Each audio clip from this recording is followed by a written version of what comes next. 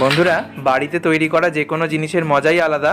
পদ্ধতিটা ফলো করে বানালে এইরকম পারফেক্ট বাতাসা খুব সহজেই তৈরি হবে। ভিডিওটা ভালো লাগলে চ্যানেলটিকে সাবস্ক্রাইব করে দেওয়ার রিকোয়েস্ট রইল। সকলকে ধন্যবাদ।